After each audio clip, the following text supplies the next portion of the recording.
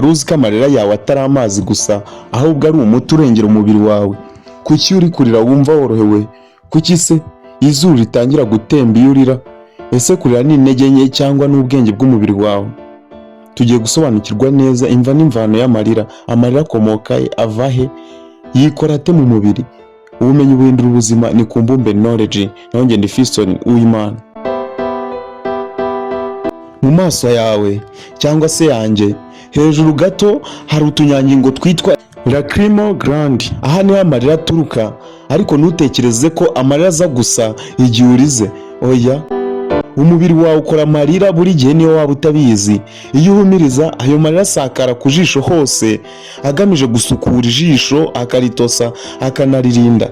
Navuga ko ari nk'ubwirinzi karemano bw'umubiri wawe bugamije gusukura amaso yawe. Iyo amarira ari make anyura mu tuyira tujya mu mazuru. Niyo mpamvu iyo urize cyane izuru ritangira kunyeganyega. Byose bitangira mu bwonko. Iyo hari ikintu kibaye nko kubabara, kwishima cyangwa kubona ikintu nko gutokorwa, ubwonko bwohereza ubutumwa ku dusabo tw'amarira. Nitwo navuze, lacrimal gland. Ako kanya utwo dusabo dutangira gukora amarira, ariko amarira si amazi gusa, aba arimo amazi menshi, umunyu na enzymes zigamije kwica microbe. Ni ukuvuga ko amarira ari nka cleaning liquid y'amaso yawe. Hari ubwoko butatu bw'amarira: amarira asanzwe, amarira yo kwirinda, amarira y'amarangamutima. Amarira asanzwe ayahora mu maso hawe buri munsi akurinda ko amaso yatuma yumuka. Nta marira yo kwirinda, nta marira aza winjije umukungu mu maso yawe, umwotsi cyangwa igitunguru. Ni uburyo umubiri ukoresha bwo kwisukura mu maso yawe.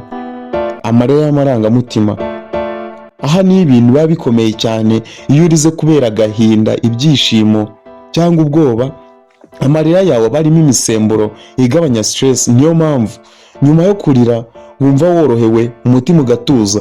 Ni siyansi, si amagambo gusa.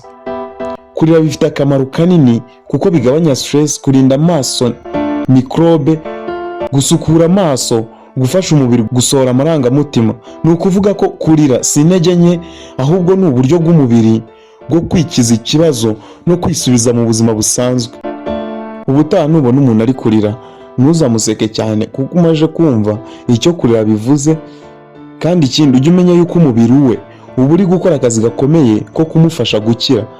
Kandi niba nawe ujya wiririra wenyine, menya ko umubiri wawe uba uri kukwitaho kurusha uko ubitekereza. Niba ukunda Imbumbe Knowledge, ubumenyi buhindura ubuzima, kora subscribe, like, share na comment. Dukomeze kubana mu bindi biganiro. Nanjye ndi Fiston Uwimana.